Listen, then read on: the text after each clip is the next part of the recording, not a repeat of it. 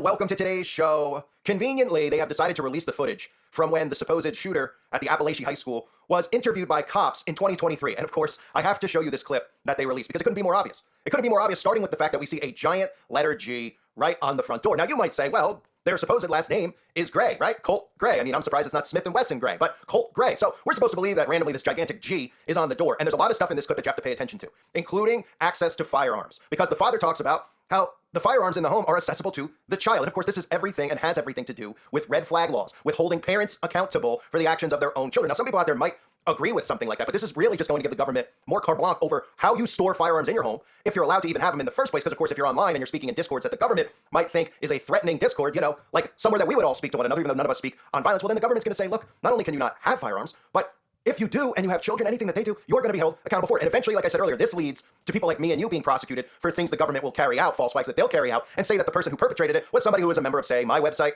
or your Discord that you might be on, or even a follower of a YouTube channel like this. So I'm going to play for you the clip now. Of course, if you don't know about the letter G, of course, you'll see it in Freemasonry, right? Did you ever notice that there's a giant G with the compass? It's not an F for Freemasons. It's a G, the grand architect of the universe, who, of course, they believe is Lucifer. Listen to how this father is talking. He's even smirking. He's even giving instruction to the police officer on how he should speak to his son, because I'm going to be off guard. And another thing to note is how blatantly obvious they make this to make them out to be Christians, because that's part of the blueprint too. He goes out of his way, he has his cross outside of his shirt. The son comes out, he has his cross outside of his shirt so that you can see this. So you can say to yourself, well, let me stereotype this as what a dangerous threat is. No, it's these people who pretend to be Christian. It's these people who claim to be Christian, right? They're the ones who are all owning guns hypocritically because Christians aren't supposed to be violent, even though most Christians own guns because they're trying to protect themselves in the event that the government goes rogue, and that's exactly what's happening. In fact, more people own guns now after that event occurred in 2020 where people were getting locked inside their homes because they were getting suspicious. And on top of that, more and more people are owning firearms because they see that the government themselves are allowing criminals to get out of jail free and go run amok, and they're even arming them. So more and more people are feeling unsafe, and of course, they're doing that by design to bring in artificial intelligence infrastructure. But let me play for you this clip now. Notice some of the acting, because the father seems to be acting very, very poorly, almost like something out of an F-level film. And you would think, of course, that if the police came to your front door and your child was in some kind of a discord, you probably would not have your guns in your home accessible to the child. But remember, this is the new blueprint. I talked about those multiple cases in the United States of America where the parents of the children are now going to jail for second-degree murder, for manslaughter, even first-degree murder in some of these cases. Here's the clip. What? Tell me what you have any kid? Yeah, Colt, right? Colt? Yeah, Colt. My oldest son. How old is he? He's 13. Does he play a lot of video games and stuff? Yeah, he does. Like all the time. Is he here right now? Yeah. Think it's something you might have... I damn sure want to know. Can you talk to him? Yeah, absolutely. Now look, he's going to get all red face when you talk to him. Just calm. Yeah, what in the house? I mean, are they accessible to him? They are. I mean, there's nothing loaded, but they are. We do a lot of shooting. We do a lot of deer hunting. He shot his first deer this year. I don't know anything about him saying like that. I'm going to be mad as hell if he did. And then all the guns will go away, and they won't be accessible. I'm trying to be honest with him. I'm trying to teach him about firearms and safety and how to do it all and get him interested in the outdoors. Like on my phone. And get him away from the video games. Exactly right. And whatever y'all tell him, please instill in him that if this is where this is coming from, it's no joke. Yeah. Like, it's no joke. Oh, we wouldn't hear it. No, I know. And I'm telling you right now, we talk about it quite a bit. All the school shootings, things that happen. Yeah, all scary. You getting picked on at school. He's getting picked on at school. And is everything okay? That's why I keep going up there. So did Dad kind of explain everything to you? So he said something about shooting up at school. Did you say something about school shooting? I just told him, maybe they misheard somebody else. I've never said that. You've never ever said? No, I swear. Do you use Discord? Discord? Yes, sir.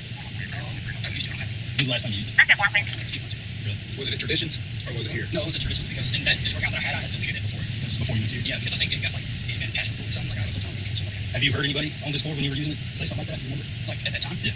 I don't think so. I don't think I ever had anybody that. Never.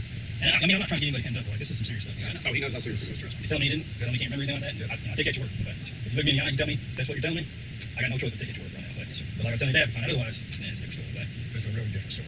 So of course, remember, they don't put these clips out unless they really want you to see it, because the government doesn't have to give you any body cam footage. Anytime something comes out, it means that they want you to see it. And of course, the calling card is right on the door. The G right on the door. I mean, this is not something that's a super common thing where somebody puts a giant letter of their last name on the front door. I mean, I'm sure it happens in like some cookie cutter communities where, you got these people who are watching HGTV all the time and they're getting all these tips on how to make their home more cookie cutter. But when you listen to this guy talk, you wouldn't even think that one of his concerns would be to get a letter G on his door. Of course, it's there strategically. It's there strategically. The G, again, the Masonic G, the grand architect of the universe. And Freemasons go on to describe the G, saying that there's much about Freemasonry that can only be learned through the completion of its degrees. Even the average person has come to recognize certain Masonic symbols in their day-to-day life. Perhaps most notably, the square and compass are distinctly identifiable as Masonic to even those outside the craft. Gotta love how they use the word the craft. And anytime we all hear the word craft, right, are we not thinking about witchcraft? That's exactly what these people practice. But anyway, he goes on to say, most notably, the square and compass are distinctly identified as Masonic to even those outside the craft. This icon appears with slight variations throughout the world, but it is commonly seen with the letter G nestled in its center in the United States. The square and compasses today can be found on everything from Masonic lodges to rings to bumper stickers, leading many to associate the letter G with Freemasonry. To Freemasons, the letter G, rife with symbolism and fertile history, is significant for a myriad of reasons. Let us delve deeper. And this article goes on to talk about, again, the grand architect of the universe. Okay, the G stands for their god, Lucifer. That's their grand architect, and that's revealed to us throughout Freemasonry. That's not some grand secret that I'm making up. It's literally in all the books that are out there for anybody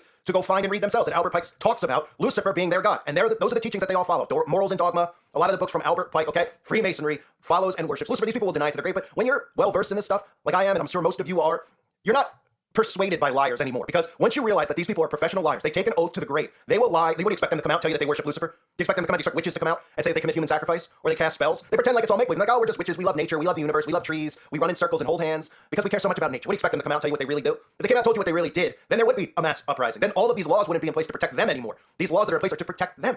So it's amazing when you see that they release this footage, because the first thing I always think of when anything is out there is I say, why do they want us to see it? And you can tell how scripted and staged it was by how the father was responding to the police, how he was talking about, well, be calm with my son.